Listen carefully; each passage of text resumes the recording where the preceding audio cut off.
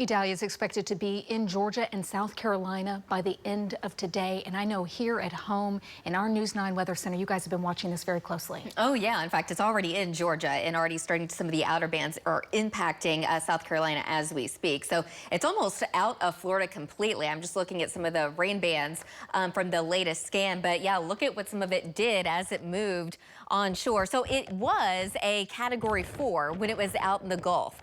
But as it made landfall, it became a Category 3 with wind gusts upwards of around 125 miles an hour. So today we still have hurricane warnings that are going to go through at least this evening. That's going to be for Georgia and South Carolina. Unfortunately, in Florida, there were at least 2 fatalities that I do know of. But I mean, just look at that video there. I mean, the storm surge was incredible. In fact, around the Big Bend area, it rose more than 9 feet in just a couple of hours. So just devastating waters that are still moving through parts of Florida and now obviously impacting Georgia and parts of South Carolina. Now let's go to Lynx 1. I'm going to show you what radar looks like so you can see that some of the outer bands are still causing problems for Florida.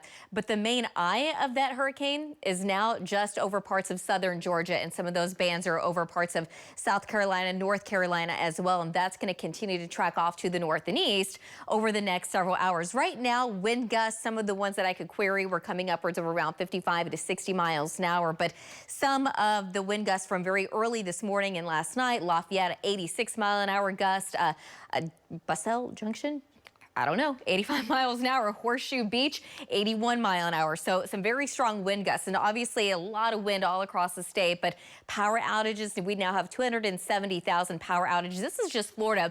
You can kind of see the power outages are now starting to increase across parts of Georgia as well. So technically, it's still a Category 1 wind gust of at about 115 miles an hour. It's moving north-northeast at only 20 miles an hour, so it's not moving very quickly. And it looks like, again, by later this evening, still a Category 1, but eventually by the time we get into tomorrow, it should weaken quite a bit before it eventually leaves out into the Atlantic. While here at home, things are going to be much quieter. We could certainly use the rain. We don't want that much, but lots of sun, some clouds starting to form in parts of eastern Oklahoma, and also a couple of those showing up in the southwest, but that's not really going to do a whole lot for us. In fact, burn bans, that's still going to be a big thing, especially across the southern half of the state. So you can see all of them down there. We don't have a lot of wind today. Today, the wind's going to be out of the northeast, and that's going to keep things hopefully pretty quiet for most of us. But in the meantime, this is our Integris camera up of our Lucky Star Sky Cam network. Lots of sun, 85 degrees, a light wind coming out of the east-northeast at 7 miles an hour.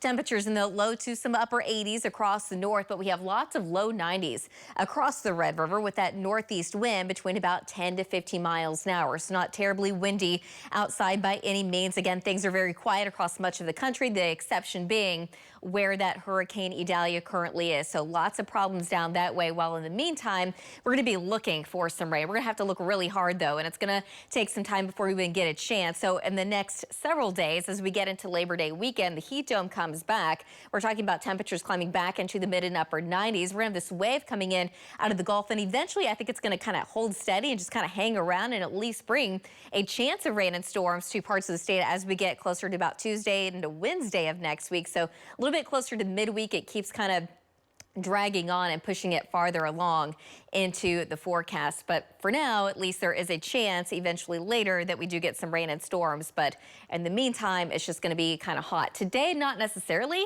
It actually doesn't feel too bad outside, especially when you combine that with the northeast wind between about 5 to 15 and overall pretty low humidity. So 91 in Oklahoma City, 90 in Ponca City, 94 in Lawton, 94 later this afternoon in Altus. And then overnight tonight, temperatures drop down into the mid and upper 60s. Tomorrow afternoon, though, we start to warm up a little bit more. 94 in Oklahoma City, 94 in Ponca City, 96 in Clinton, and 96 tomorrow afternoon in Lawton. By Friday afternoon, now that wind is starting to shift back to the southeast, so warming up to 95 degrees in Oklahoma City, while we're looking at 101 in Guymon, 97 in Woodward, 99 in Hobart and Lawton, 100 degrees by Friday afternoon in Altus. But it does get hotter as we get into Saturday and Sunday. Upper 90s return at least for a few days, it looks like, until we can get that chance of rain and storms.